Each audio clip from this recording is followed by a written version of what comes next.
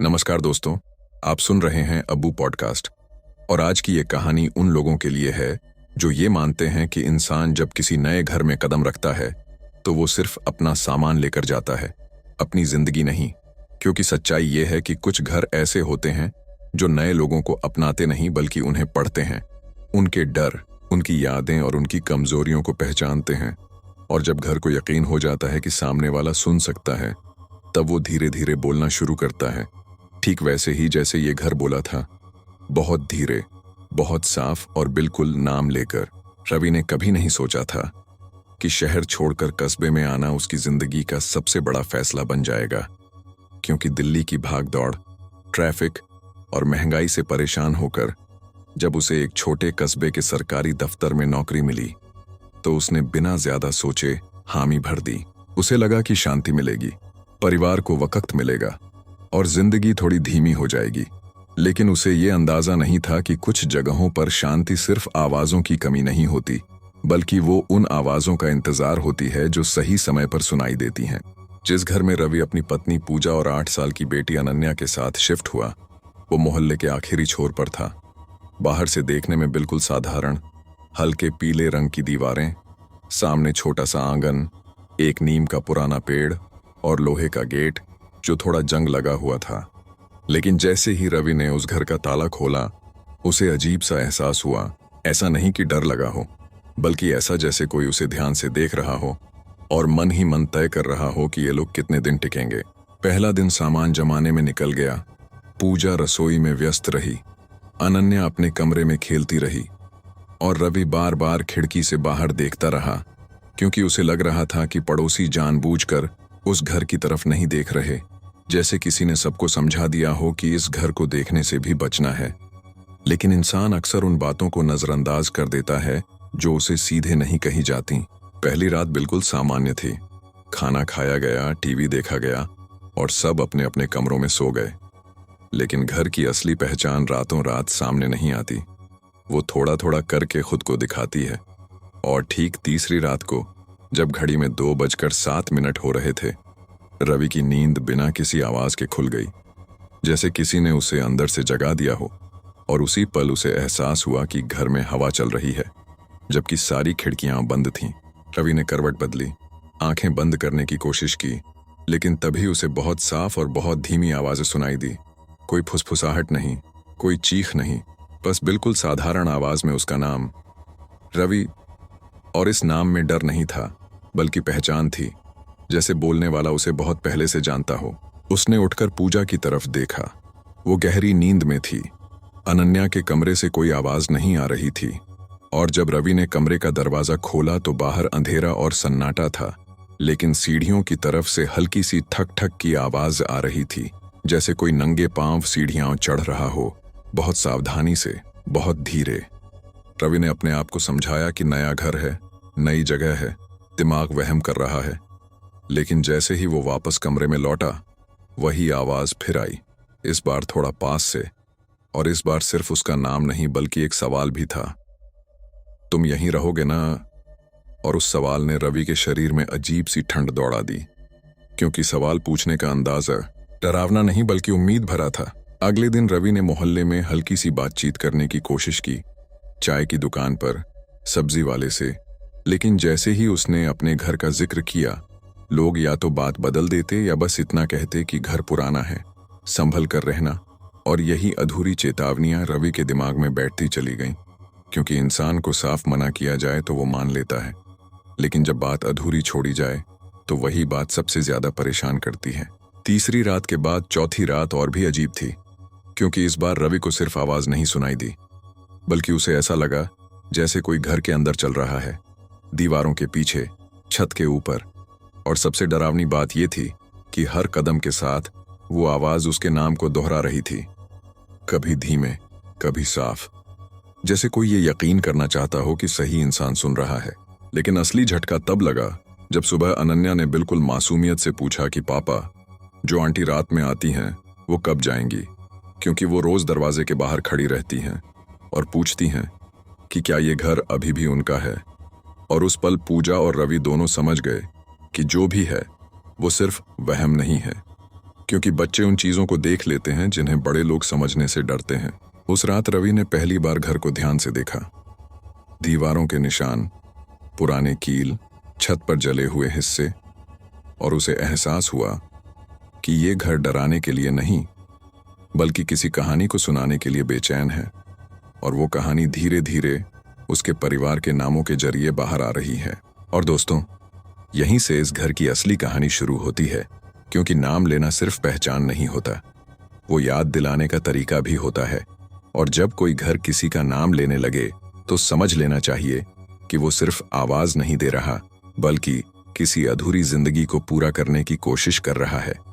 पहली बार जब अनन्या के मुंह से ये निकला कि रात में एक आंटी आती हैं और दरवाजे के बाहर खड़ी होकर पूछती हैं कि क्या ये घर अभी भी उनका है, उस पल रवि को एहसास हो गया कि ये घर सिर्फ आवाजें नहीं कर रहा, बल्कि अब सीधे परिवार के अंदर घुस चुका है।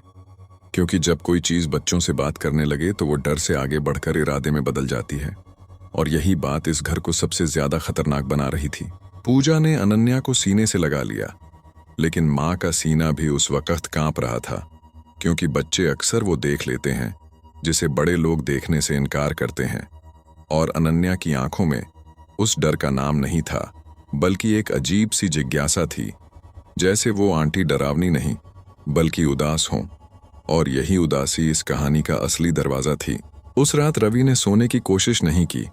वो ड्राइंग रूम में बैठा रहा, सारी लाइटें जलाकर, टीवी बंद करके, क्योंकि उसे लगा कि आवाजें शोर में नहीं बल्कि खामोशी में आती हैं। और जैसे जैसे रात आगे बढ़ती गई, घर की खामोशी और भारी होती चली गई। दीवारों से आती ठंडी हवा, पंखे की धीमी चरमराहट और घड़ी की टिक टिक अब समय नहीं बल्कि किसी गिनती जैसी लगने लगी। ठीक 2:07 पर, वही समय, वही पल, वही ठहराव। घर के अंदर अचानक एक हल्की सी खड़खड़ाहट हुई, जैसे किसी ने बहुत पुराने लकड़ी के दरवाजे को छुआ हो। और फिर बहुत साफ आवाज में किसी ने इस बार पूजा का नाम लिया, बिना किसी डर के, बिना किसी जल्दबाजी के, बिल्कुल वैसे जैसे कोई अपने ही घर में किसी को पुकारता है। पूजा की आंखें भर आईं, लेकिन डर से नहीं, बल्कि उस अजीब एहसास से जो तब होता है जब कोई अनजान बहुत अपना बनकर सामने आ जाए। और उसी पल रवि ने तय कर लिया कि अब इस घर को अनसुना करना सबसे बड़ी गलती होगी, क्योंकि जो चीज सुनी जाना चाहती है उसे दबाने से वो और जोर से बोलती है।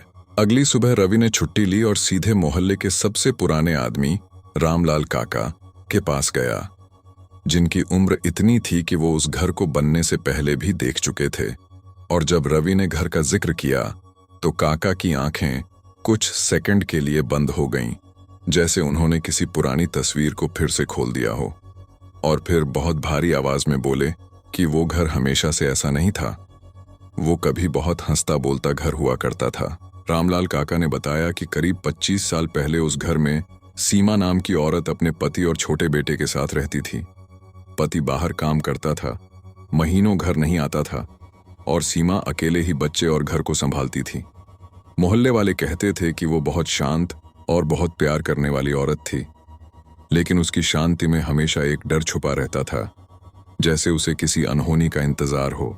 एक रात जब बारिश बहुत तेज थी और बिजली बार बार जा रही थी, उस घर में आग लग गई। आग इतनी तेज थी कि किसी को संभलने का मौका नहीं मिला।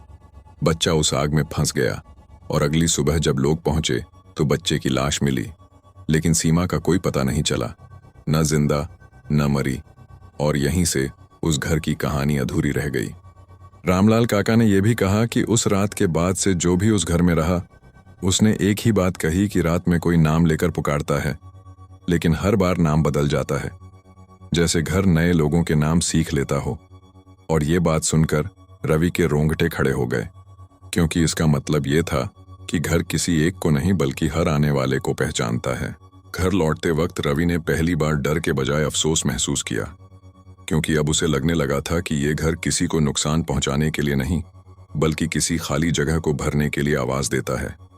और शायद वही जगह वो बच्चा था, या वो पति, या वो जिंदगी जो आग में अधूरी रह गई। उस रात रवि ने हिम्मत करके घर से बात करने की कोशिश की। उसने जोर से नहीं, बस मन में कहा कि अगर कोई है तो डराने की जरूरत नहीं है। और जवाब में पहली बार घर ने कोई नाम नहीं लिया, बल्कि एक आवाज आई, बहुत हल्की, बहुत टूटी हुई, मेरा घर। पूजा ने महसूस किया कि घर का माहौल बदल रहा है। डर की जगह एक अजीब सी उदासी फैल रही है, जैसे कोई बहुत लंबे इंतजार के बाद थक गया हो। और अनन्या ने अपने कमरे में दीवार की तरफ देखकर कहा कि आंटी रो रही हैं, लेकिन आवाज नहीं कर रही, बस खड़ी हैं। उस पल रवि को एहसास हुआ कि यह कहानी भूत की नहीं बल्कि एक माँ की है, जिसने अपना बच्चा खो दिया, अपना घर खो दिया और शायद अपनी जिंदगी भी। और अब वो सिर्फ ये जानना चाहती है कि जो घर कभी उसका था, क्या वहां अब भी कोई उसे अपना कहकर बुलाएगा। लेकिन हर कहानी इतनी आसान नहीं होती, क्योंकि जैसे ही रवि ने सहानुभूति महसूस की, घर के अंदर कुछ बदलने लगा। सीढ़ियों पर तेज कदमों की आवाज, दरवाजों का अपने आप खुलना और बंद होना, और उस औरत की आवाज अब उम्मीद से डर में बदलने लगी, क्योंकि शायद उसे लगने लगा था कि अगर अब भी उसका घर उसका नहीं रहा तो वो यहां फंस जाएगी। रात के आखिरी पहर में ठीक उसी समय 2:07 पर घर ने पहली बार एक पूरा वाक्य बोला, बहुत साफ और बहुत भारी। अगर ये मेरा घर नहीं रहा तो ये किसी का नहीं रहेगा। और इस वाक्य ने साफ कर दिया कि अब ये कहानी सिर्फ सुनी नहीं जाएगी, बल्कि इसका हल निकालना पड़ेगा। जिस रात घर ने पहली बार साफ साफ कहा कि अगर ये उसका घर नहीं रहा तो ये किसी का भी नहीं रहेगा, उसी रात रवि को समझ आ गया कि अब इस कहानी को टालने का वक्त खत्म हो चुका है। क्योंकि कुछ आवाजें सिर्फ डराने के लिए नहीं आती, बल्कि चेतावनी देने के लिए आती हैं। और जब चेतावनी को नजरअंदाज किया जाए तो वो खतरे में बदल जाती है। और इस घर की हवा में अब वही खतरा घुल चुका था। पूजा ने पहली बार कहा कि शायद उन्हें ये घर छोड़ देना चाहिए, क्योंकि एक माँ होने के नाते उसे अपनी बेटी की आंखों में अब वो मासूमियत कम और एक अजीब सी समझ ज्यादा दिखाई देने लगी थी। जैसे अनन्या अब उन बातों को समझने लगी हो जो उसकी उम्र से कहीं आगे थीं। और यही बात रवि को सबसे ज्यादा डरा रही थी, क्योंकि जब बच्चे जल्दी समझदार हो जाएं तो उसका मतलब होता है कि आसपास की दुनिया बहुत भारी हो चुकी है। लेकिन रवि का दिल मानने को तैयार नहीं था, क्योंकि उसे अब ये एहसास हो चुका था कि अगर वो इस घर से भागा तो शायद ये कहानी कभी पूरी नहीं होगी। और जो कहानी पूरी नहीं होती वो किसी और के हिस्से में चली जाती है, और शायद वही अगला परिवार इस घर की आवाजों का शिकार बन जाता। और यही सोच उसे यहाँ रोके हुए थी। उस रात रवि ने एक डायरी निकाली और तय किया कि वो हर आवाज, हर समय और हर एहसास को लिखेगा, क्योंकि कई बार लिखना सुनने से ज्यादा साफ कर देता है। और जैसे ही उसने पहली लाइन लिखी, घड़ी में फिर वही समय चमका, 2:07।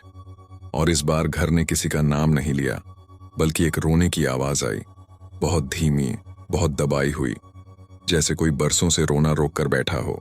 पूजा की आंखों से आंसू निकल आए, क्योंकि ये रोना डरावना नहीं था बल्कि बेहद इंसानी था। और अनन्या ने अपने कमरे से आकर कहा कि आंटी नीचे बैठी हैं और दीवार से सिर लगाकर रो रही हैं, और वो बार बार कह रही हैं कि उनका बच्चा बहुत ठंडा हो गया है। और ये सुनते ही रवि के हाथ कांपने लगे, क्योंकि अब कहानी सिर्फ आवाजों की नहीं रही थी बल्कि तस्वीरों की भी बनने लगी थी। रवि ने पहली बार उस कमरे को खोला जो अब तक बंद पड़ा था, पीछे वाला छोटा कमरा जहां आग के निशान अब भी छत पर दिखाई देते थे। और जैसे ही उसने दरवाजा खोला, अंदर की हवा अचानक बहुत ठंडी हो गई, और उसे ऐसा लगा जैसे उसने किसी ऐसे कमरे में कदम रख दिया हो जहां समय रुक गया हो, क्योंकि दीवारों पर जले हुए खिलौनों के निशान थे, एक टूटा हुआ छोटा बिस्तर और जमीन पर राख में दबा हुआ एक छोटा सा जूता। उसी पल रवि को वो दृश्य दिखा जो शायद किसी माँ के लिए सबसे डरावना होता है। सीमा उस कमरे के कोने में बैठी थी।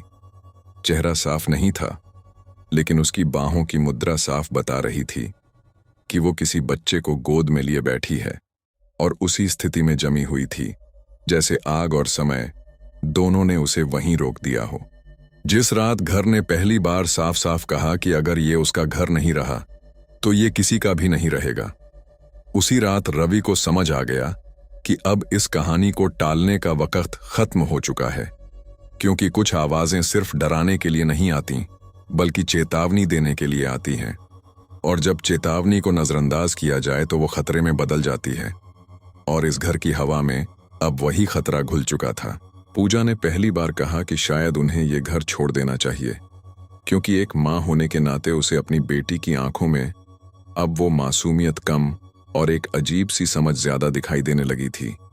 जैसे अनन्या अब उन बातों को समझने लगी हो जो उसकी उम्र से कहीं आगे थीं।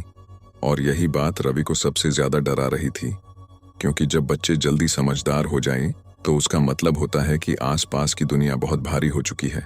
लेकिन रवि का दिल मानने को तैयार नहीं था, क्योंकि उसे अब ये एहसास हो चुका था कि अगर वो इस घर से भागा तो शायद ये कहानी कभी पूरी नहीं होगी, और जो कहानी पूरी नहीं होती वो किसी और के हिस्से में चली जाती है, और शायद वही अगला परिवार इस घर की आवाजों का शिकार बन जाता। और यही सोच उसे यहाँ रोके हुए थी। उस रात रवि ने एक डायरी निकाली और तय किया कि वो हर आवाज, हर समय और हर एहसास को लिखेगा, क्योंकि कई बार लिखना सुनने से ज्यादा साफ कर देता है। और जैसे ही उसने पहली लाइन लिखी, घड़ी में फिर वही समय चमका, 2:07।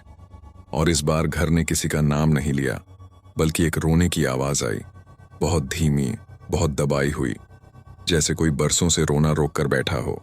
पूजा की आंखों से आंसू निकल आए, क्योंकि ये रोना डरावना नहीं था बल्कि बेहद इंसानी था।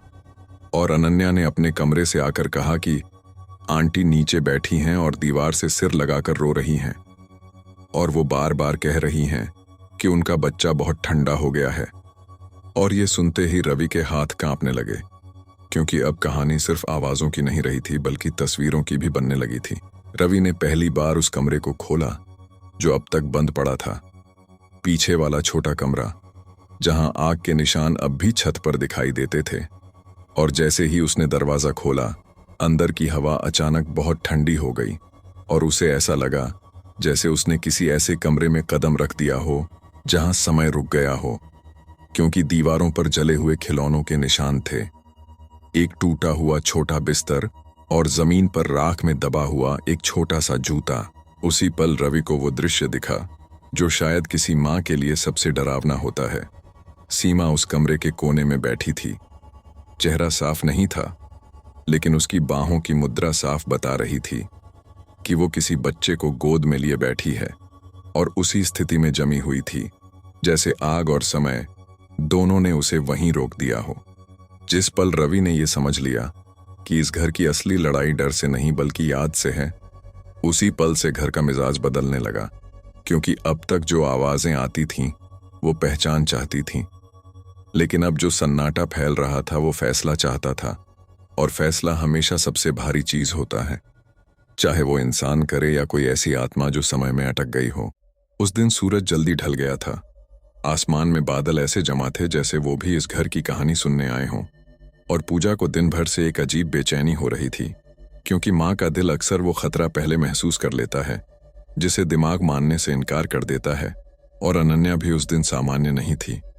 वो खेल नहीं रही थी, टीवी नहीं देख रही थी, बस अपने कमरे में बैठी दीवार को देख रही थी, जैसे कोई वहां बैठकर उससे बिना आवाज के बात कर रहा हो। शाम होते होते घर के अंदर अजीब सी ठंड फैलने लगी। पंखे चलते हुए भी हवा नहीं दे रहे थे। बल्बों की रोशनी पीली और कमजोर लगने लगी थी। और जैसे जैसे रात करीब आ रही थी, रवि को एहसास हो रहा था कि आज की रात सिर्फ डर दिखाने के लिए नहीं बल्कि कुछ छीनने के लिए आई है, क्योंकि कुछ रातें परीक्षा नहीं लेती, वो कीमत मांगती हैं। ठीक 2:07 से कुछ देर पहले ही घर ने अपनी मौजूदगी जतानी शुरू कर दी। सीढ़ियों पर जोर जोर से कदमों की आवाजें आने लगीं, जैसे कोई ऊपर नीचे दौड़ रहा हो। दीवारों से टकराने की आवाजें आने लगीं और दरवाजों के हैंडल अपने आप हिलने लगे। लेकिन इन सब के बीच सबसे डरावनी चीज कोई आवाज नहीं थी, बल्कि वो एहसास था कि घर अब सिर्फ एक जगह नहीं रहा, वो एक जिंदा शरीर बन चुका था। पूजा ने अनन्या को कसकर पकड़ लिया, लेकिन उसी पल अनन्या ने बहुत शांत आवाज में कहा कि मम्मी, आंटी गुस्से में हैं। और ये सुनते ही पूजा की रूह कांप गई, क्योंकि अब तक वो औरत उदास थी, टूटी हुई थी, लेकिन गुस्सा एक नई चीज थी, और गुस्सा हमेशा कुछ तोड़ता है, चाहे वो दीवार हो या रिश्ता। रवि ने जैसे ही उस कमरे की तरफ कदम बढ़ाए जहां आग लगी थी, जमीन अचानक ठंडी हो गई, जैसे किसी ने वहां से सारी गर्मी खींच ली हो। और जैसे ही उसने दरवाजा खोला, अंदर का नजारा पहले से भी ज्यादा भयानक था, क्योंकि अब वहां सिर्फ पुराने निशान नहीं थे, बल्कि आग की लपटों जैसी परछाइयां दीवारों पर हिल रही थीं। और बीच कमरे में सीमा खड़ी थी, इस बार बैठी नहीं खड़ी, बिल्कुल सामने, और उसकी आंखों में अब आंसू नहीं बल्कि शिकायत थी। उसने कुछ कहा नहीं, लेकिन पूरा कमरा उसके दर्द से भर गया। ऐसा दर्द जो शब्दों में नहीं बल्कि सीने में महसूस होता है। और उसी पल रवि ने देखा कि अनन्या भी कमरे के दरवाजे पर खड़ी है, बिना डरे, बिना रोए, जैसे कोई उसे वहां बुला रहा हो। और यही वो पल था जब पूजा चीख पड़ी, क्योंकि माँ के लिए सबसे बड़ा डर भूत नहीं होता, अपने बच्चे का खींचना होता है। घर अचानक तेज आवाज से हिलने लगा, जैसे कोई अंदर से दीवारों को धक्का दे रहा हो। तस्वीरें गिरने लगीं, छत से पेंट झड़ने लगा, और सीमा की आवाज पहली बार गूंजी, बहुत तेज नहीं, लेकिन बहुत साफ। अगर मेरा बच्चा नहीं रहा तो किसी का भी नहीं। और इस एक वाक्य ने साफ कर दिया कि अब ये आत्मा दर्द से आगे बढ़कर विनाश के करीब पहुंच चुकी है। रवि ने अपनी पूरी ताकत से अनन्या को अपनी तरफ खींच लिया, लेकिन उसी पल उसे एहसास हुआ कि घर का ध्यान अब पूजा की तरफ जा चुका है, क्योंकि पूजा उस दर्द को महसूस कर रही थी जिसे सीमा सालों से ढो रही थी। माँ का दर्द माँ ही समझ सकती है, और शायद यही वजह थी कि सीमा अब पूजा को देख रही थी, उसे चुन रही थी। पूजा की सांसें तेज हो गईं। उसकी आंखों के सामने ऐसे दृश्य आने लगे जो उसके नहीं थे। आग, धुआं, बच्चे की चीखें, और वो बेबसी जब कोई माँ अपने बच्चे तक नहीं पहुंच पाती। और उसी पल रवि ने समझ लिया कि अगर अभी कुछ नहीं किया गया तो ये घर सिर्फ डर नहीं फैलाएगा, ये एक और माँ से सब कुछ छीन लेगा। रवि ने पूरी हिम्मत जुटाकर जोर से कहा कि वो बच्चे को नहीं भूलेगा, वो उसकी कहानी सबको बताएगा, वो उसे नाम देगा, उसे याद रखेगा। लेकिन सीमा की आंखों में अब भरोसा नहीं था, क्योंकि जिसने सब कुछ खो दिया हो वो वादों पर यकीन नहीं करता, उसे सबूत चाहिए होता है। और तभी घर की बिजली पूरी तरह चली गई। पूरा घर अंधेरे में डूब गया। सिर्फ उसी जले हुए कमरे से हल्की लाल सी रोशनी आ रही थी, जैसे आग की आखिरी याद अभी भी जिंदा हो। और उसी रोशनी में सीमा ने एक कदम आगे बढ़ाया, और ये कदम सिर्फ रवि के लिए नहीं बल्कि पूरे परिवार के लिए एक आखिरी चेतावनी था। उस पल समय रुक गया, आवाजें थम गईं, और घर जैसे सांस रोककर खड़ा हो गया, क्योंकि अब जो भी होने वाला था वो या तो इस कहानी को हमेशा के लिए खत्म कर देगा या इसे एक नई कहानी में बदल देगा। उसने कुछ कहा नहीं, लेकिन पूरा कमरा उसके दर्द से भर गया।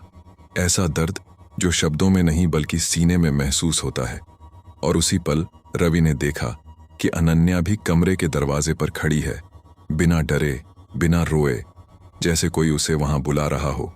और यही वो पल था जब पूजा चीख पड़ी, क्योंकि माँ के लिए सबसे बड़ा डर भूत नहीं होता, अपने बच्चे का खींचना होता है। घर अचानक तेज आवाज से हिलने लगा, जैसे कोई अंदर से दीवारों को धक्का दे रहा हो। तस्वीरें गिरने लगीं, छत से पेंट झड़ने लगा, और सीमा की आवाज पहली बार गूंजी, बहुत तेज नहीं, लेकिन बहुत साफ। अगर मेरा बच्चा नहीं रहा तो किसी का भी नहीं। और इस एक वाक्य ने साफ कर दिया कि अब ये आत्मा दर्द से आगे बढ़कर विनाश के करीब पहुंच चुकी है। रवि ने अपनी पूरी ताकत से अनन्या को अपनी तरफ खींच लिया, लेकिन उसी पल उसे एहसास हुआ कि घर का ध्यान अब पूजा की तरफ जा चुका है, क्योंकि पूजा उस दर्द को महसूस कर रही थी जिसे सीमा सालों से ढो रही थी। माँ का दर्द माँ ही समझ सकती है, और शायद यही वजह थी कि सीमा अब पूजा को देख रही थी, उसे चुन रही थी। पूजा की सांसें तेज हो गईं। उसकी आंखों के सामने ऐसे दृश्य आने लगे जो उसके नहीं थे। आग, धुआं, बच्चे की चीखें, और वो बेबसी जब कोई माँ अपने बच्चे तक नहीं पहुंच पाती। और उसी पल रवि ने समझ लिया कि अगर अभी कुछ नहीं किया गया तो ये घर सिर्फ डर नहीं फैलाएगा, ये एक और माँ से सब कुछ छीन लेगा। रवि ने पूरी हिम्मत जुटाकर जोर से कहा कि वो बच्चे को नहीं भूलेगा, वो उसकी कहानी सबको बताएगा, वो उसे नाम देगा, उसे याद रखेगा। लेकिन सीमा की आंखों में अब भरोसा नहीं था, क्योंकि जिसने सब कुछ खो दिया हो वो वादों पर यकीन नहीं करता, उसे सबूत चाहिए होता है। और तभी घर की बिजली पूरी तरह चली गई। पूरा घर अंधेरे में डूब गया। सिर्फ उसी जले हुए कमरे से हल्की लाल सी रोशनी आ रही थी, जैसे आग की आखिरी याद अभी भी जिंदा हो। और उसी रोशनी में सीमा ने एक कदम आगे बढ़ाया, और ये कदम सिर्फ रवि के लिए नहीं बल्कि पूरे परिवार के लिए एक आखिरी चेतावनी था। उस पल समय रुक गया, आवाजें थम गईं, और घर जैसे सांस रोककर खड़ा हो गया, क्योंकि अब जो भी होने वाला था वो या तो इस कहानी को हमेशा के लिए खत्म कर देगा या इसे एक नई कहानी में बदल देगा। रवि ने उसी पल दिया जलाया, उसी कमरे में, आग के निशानों के बीच, और बहुत साफ आवाज में कहा कि वो सिर्फ याद नहीं रखेगा बल्कि उसकी कहानी सबको बताएगा और उस बच्चे का नाम भी लेगा, ताकि वो सिर्फ आग का हिस्सा न रहे बल्कि जिंदगी की याद बने। और उस नाम को सुनते ही घर ने पहली बार किसी का नाम नहीं पुकारा बल्कि सुनना शुरू किया। अनन्या ने दिए के पास बैठकर उस बच्चे के लिए एक छोटा सा खिलौना रखा और उस मासूम हरकत ने वो कर दिखाया जो बड़े बड़े वादे नहीं कर पाए, क्योंकि कभी कभी एक बच्चे का यकीन सबसे मजबूत सबूत होता है।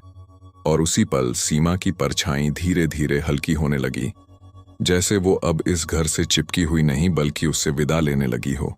घर के अंदर की ठंड कम होने लगी, दीवारों की थरथराहट रुक गई और पहली बार 2:07 पर कोई आवाज नहीं आई। घड़ी चलती रही लेकिन घर चुप था, और यही चुप्पी इस कहानी की सबसे बड़ी जीत थी, क्योंकि ये चुप्पी डर की नहीं बल्कि शांति की थी। लेकिन सीमा अभी पूरी तरह गई नहीं थी, क्योंकि कुछ विदाइयां अचानक नहीं होती, उन्हें आखिरी यकीन चाहिए होता है। और सीमा को अब भी ये देखना था कि क्या ये परिवार सच में उसके दर्द को समझकर आगे बढ़ेगा या बस इस रात के गुजरने का इंतजार कर रहा है। और इसी यकीन की परीक्षा अगली सुबह होने वाली थी, क्योंकि कुछ फैसले रात में लिए जाते हैं लेकिन उनका असर सूरज निकलने के बाद ही दिखता है। जब रात की ठंड धीरे धीरे हल्की होने लगी और आसमान के कोने पर हल्की सी नीली रोशनी दिखाई देने लगी, तब रवि पहली बार बिना डर के बैठा था, क्योंकि अब उसे एहसास हो चुका था कि सबसे भयानक रात भी हमेशा के लिए नहीं रहती। और अगर इंसान डर से भागने की बजाय उसके सामने खड़ा हो जाए तो वही डर रास्ता बन जाता है।